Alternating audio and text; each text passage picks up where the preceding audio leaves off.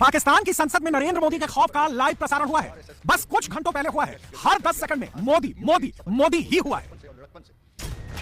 नरेंद्र मोदी छोड़ेंगे नहीं। पाकिस्तानी चीख चीख कर चिल्ला चिल्ला कर बता रहे हैं। नरेंद्र मोदी जो कहते हैं वो करके रहते हैं। पाकिस्तानी ये कैमरे पर आकर बता रहे हैं, बता बता कर कांप रहे हैं। बालाकोट जैसा स्ट्राइक होगा, पीओके में डायरेक्ट अटैक होगा या फिर कुछ और होगा, बहुत बड़ा होगा। यह सोच सोच कर ही पाकिस्तानी घबरा रहे हैं।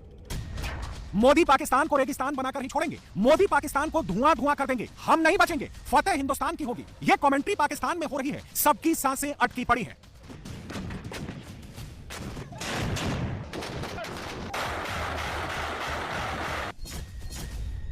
पहलगाम का बदला तो लिया जाएगा। न्यूयॉर्क टाइम में छपी इस खबर ने मुहर लगा दी है। हिंदुस्तान ने पाकिस्तान पर स्ट्राइक करने की पूरी तैयारी कर ली है। दिल्ली में प्रधानमंत्री मोदी और रक्षा मंत्री राजनाथ सिंह की 24 घंटे के भीतर दूसरी मीटिंग हो गई है। मोदी राजनाथ सिंह के बीच 40 मिनट की मीटिंग ने पाकिस्तान की नींद उड़ा दी है। तो क्या मोदी ने इंडियन आर्म्ड फोर्सेस को पाकिस्तान के अंत का सिग्नल दे दिया है? पाकिस्तान पर अब तक के सबसे बड़े अटैक का प्लान अप्रूव कर दिया? अगर हां तो तैयार हो जाइए, किसी भी वक्त खबर आ सकती है। एलओसी के उस पार एक्शन होगा, जबरदस्त एक्शन होगा, इसकी गारंटी है।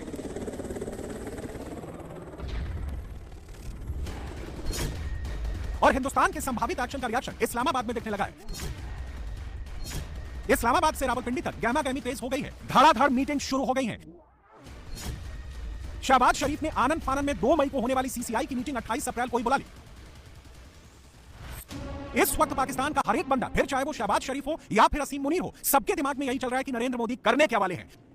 नरेंद्र मोदी हिंदुस्तान की फौज को क्या ऑर्डर देने वाले हैं। लेकिन आतंकिस्तान अंदर ही अंदर बहुत घबरा रहा है। मोदी का नाम सुनकर ही कपकपा रहा है। मोदी बिहार में खड़े होकर बदले की बात करते हैं, पाकिस्तानी वो भी सुनते हैं। मोदी मन की बात में पहलगाम के गुनहगारों को सजा देने की बात करते हैं, पाकिस्तानी वो भी नोट करते हैं। और फिर पाकिस्तानी कैमरे पर आकर क्या कहते हैं, ये सुनेंगे तो आप समझ जाएंगे कि इस वक्त पाकिस्तान में मोदी नाम का खौफ है। हिंदुस्तान की सेना का खौफ कितना ज्यादा चल रहा है। जो आ रहा है, जो कोई भी दिख रहा है, कैमरे पर डरा डरा सहमा सहमा ही दिख रहा है। पाकिस्तान की संसद से लेकर सड़क तक सबके ज़हन में यह चीज तो क्लियर है कि हिंदुस्तान अटैक करेगा, वो भी ऐसा वैसा नहीं, जबरदस्त प्रहार करेगा। और इस बार हिंदुस्तान के निशाने पर सिर्फ पाकिस्तान के आतंकवादी नहीं, पाकिस्तान की फौज नहीं, पाकिस्तान का आर्मी चीफ मुनीर होगा। वही मुनीर जिसे खुद पाकिस्तान का फॉर्मर वॉर वेटरन आदिल रजा पहलगाम हमलों का मास्टरमाइंड बता रहा है।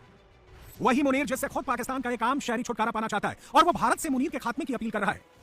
मोदी सरकार का फोकस भी इस वक्त आतंकवादियों के साथ साथ मुनीर पर ही है। इसका सीधा सा मतलब है कि मुनीर का काउंटडाउन अब शुरू हो चुका है।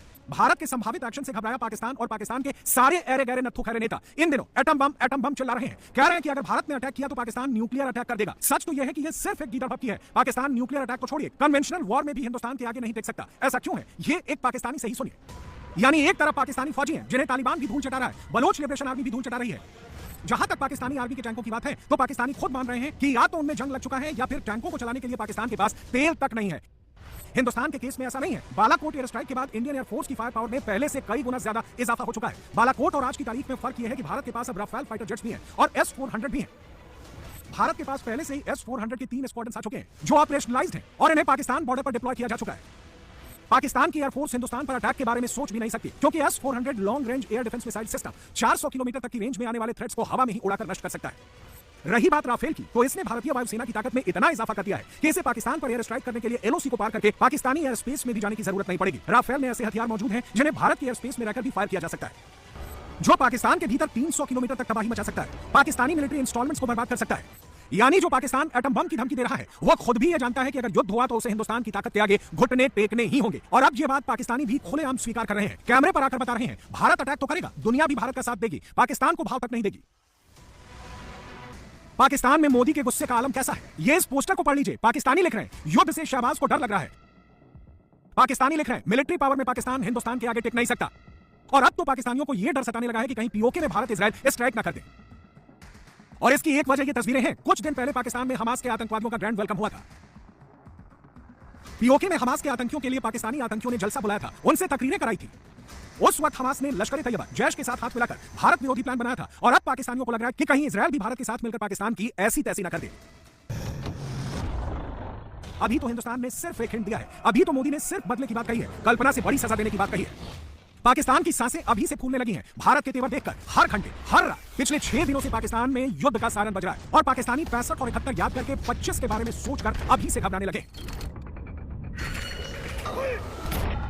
पाकिस्तान में हिंदुस्तान का यह डर अच्छा है, पाकिस्तान की संसद में नरेंद्र मोदी के नाम का यह खौफ अच्छा है। मोदी ने तो अभी शुरुआत भी नहीं की है, टेररिस्तान अभी से बचाने की भीख मांगने लगा है, चाइना चाइना चिल्लाने लगा है।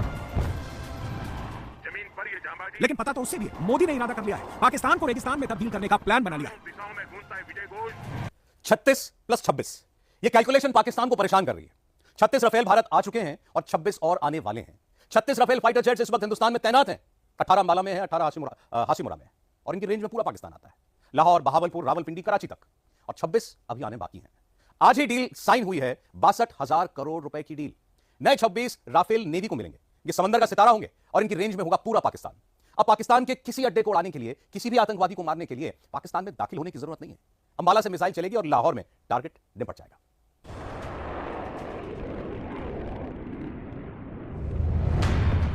पाकिस्तान को आज की रात नींद क्यों नहीं आएगी? आतंकिस्तान आज थर थर क्यों कांपेगा? कंगालिस्तान ना समंदर में बचेगा ना जमीन पर। दुश्मन पर डबल स्ट्राइक के लिए भारत की तैयारी क्या है? राफेल की यह गर्जना रावलपिंडी वालों का हलक सुखाने के लिए काफी है। यह भारत का वो स्ट्राइकर है जिसका नाम सुनकर पाकिस्तान कांप उठता है।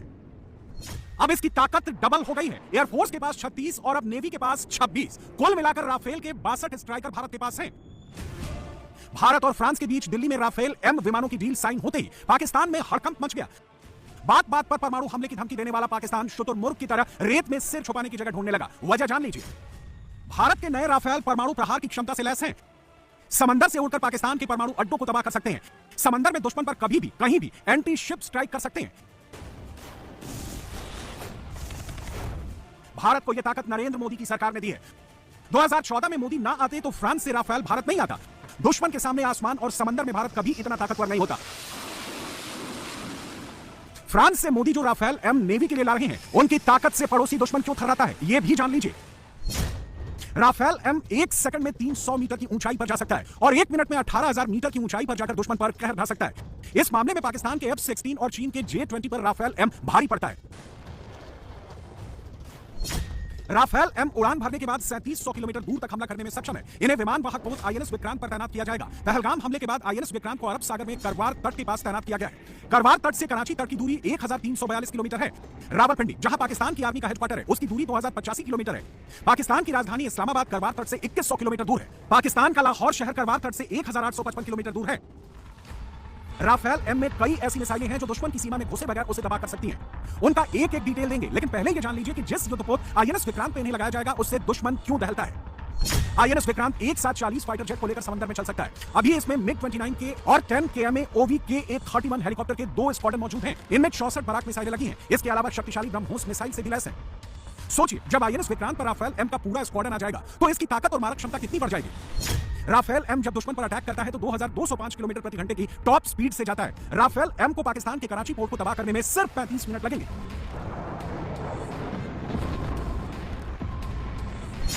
राफेल एम में 30 mm की ऑटो कैनन गन लगी है, एंटी शिप मिसाइल लगी है, हवा से हवा में और हवा से जमीन पर नजर रखने वाली घातक मिसाइलें लगी हैं। इसमें और मिसाइलें और बम लगाने के लिए 14 हार्ड पॉइंट्स हैं। इसमें एक परमाणु मिसाइल भी लगाई जा सकती है। राफेल एम में एक ऐसा रेडार सिस्टम लगा है जो समंदर में दुश्मन की पनडुब्बियों को खोज कर तबाह कर सकता है। राफेल एम एक उड़ान में पूरे पाकिस्तान को बर्बाद कर सकता है। इसमें स्कैल्प मिसाइल लगी है जो लंबी दूरी तक मार करने वाली क्रूज मिसाइल है। यह फाइटर जेट मीटियोर मिसाइल से लैस है जो लंबी दूरी तक हवा से हवा में पलक झपकते दुश्मन के परखच्चे उड़ा सकती है।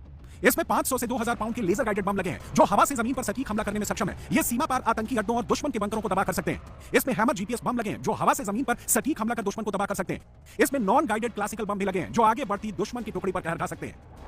राफेल एम की एक और खासियत इसकी मारक क्षमता को कई गुना बढ़ा देती है। इसमें हवा में ईंधन भरा जा सकता है, मतलब इसे जमीन पर उतरने की जरूरत नहीं है। यह हवा में ईंधन भरकर लगातार हमले कर सकता है। राफेल एम के आ जाने से भारत की नेवी सिर्फ समंदर ही नहीं, नभ, जल और थल में प्रहार करने में बेजोड़ हो जाएगी। ये हमारे भारतीय नौसेना को सशक्त बनाएगी क्योंकि राफेल एम हमारे INS विक्रमादित्य और विक्रांत से ऑपरेट करेंगे और बहुत ही सशक्त फाइटर एयरक्राफ्ट है जो मैरीटाइम वर्जन है।